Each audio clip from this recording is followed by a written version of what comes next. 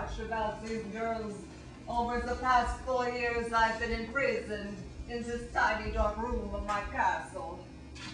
I thought about myself and whether or not I may be liberated. I see now that will not happen. So I've decided to take matters into my own hands.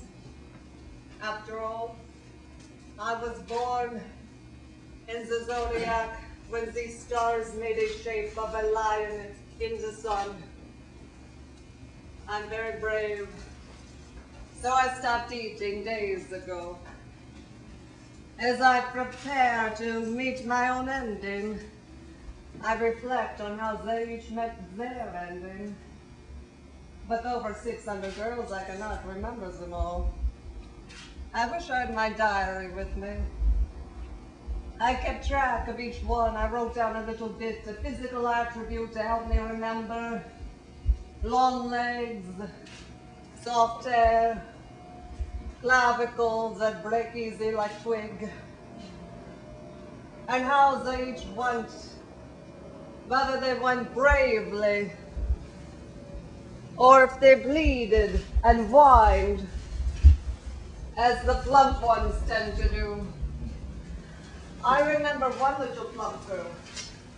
She had hair like sand, very rough. But she was all I could find. I was traveling between my castles in a caravan. Her screams were so loud. So I tried to stop them by ripping her mouth open off her face, and it only made the screams louder.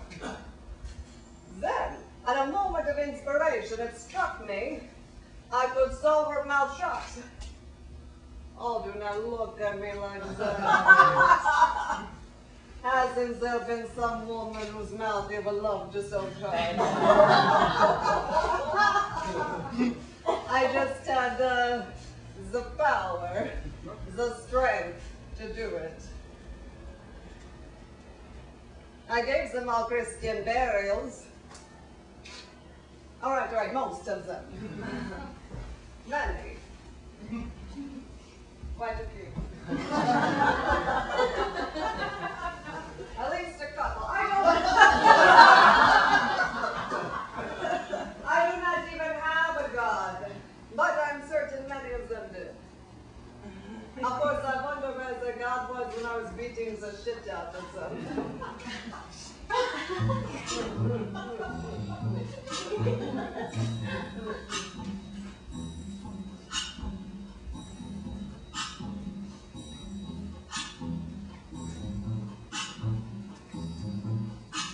When the night has come and the land is dark and the moon is the only light we'll see. No, I won't be afraid. Oh, I won't be afraid. Just as long as you stand by me. So darling, stand by me.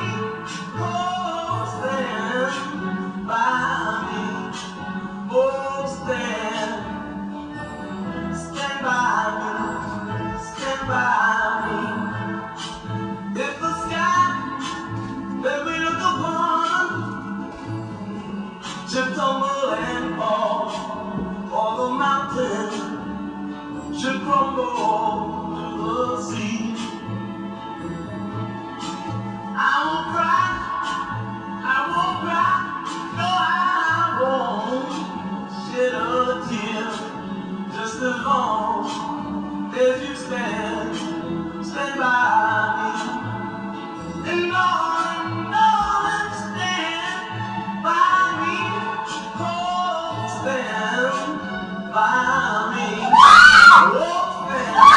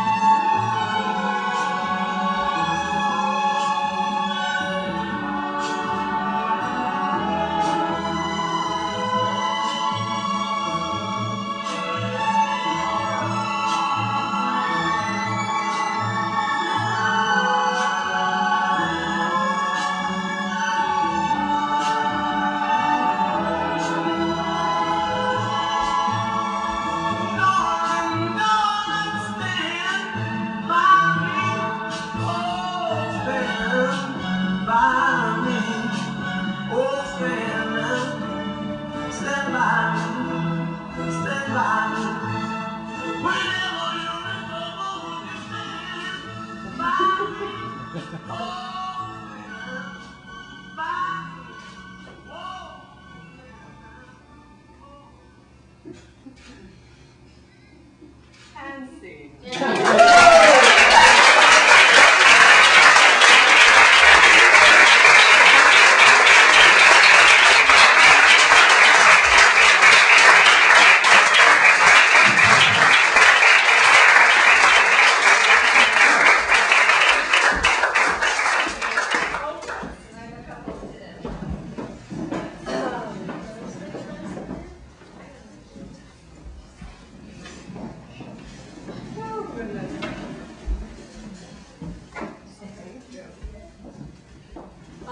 Thank you, everybody, for coming.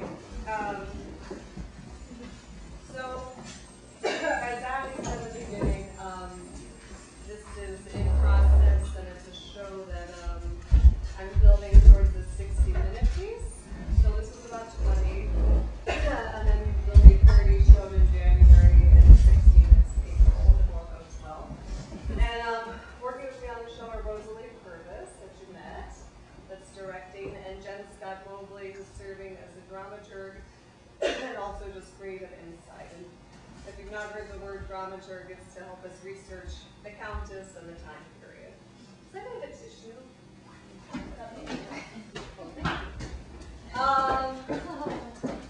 So we have till 5:30 to dialogue, and I guess my question for you, I'm writing this and figure out which direction I want the Countess to go, and it's a new character for me.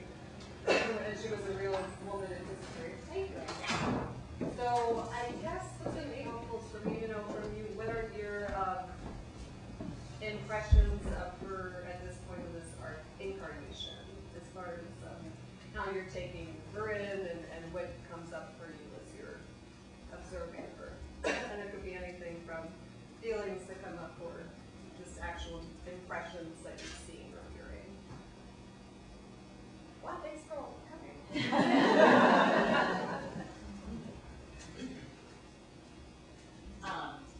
I think what struck me was how, and scared me also, was just what was interesting.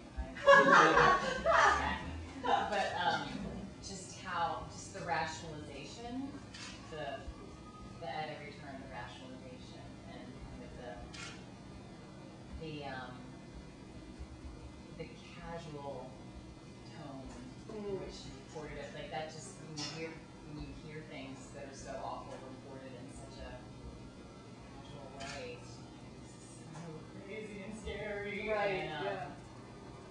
So that's, I think, and that made it even more interesting to me because I thought, I don't know what she's going to do. I don't know what's going to happen, because if she can rationalize every single thing, then she can do anything. Right. And so that is kind of what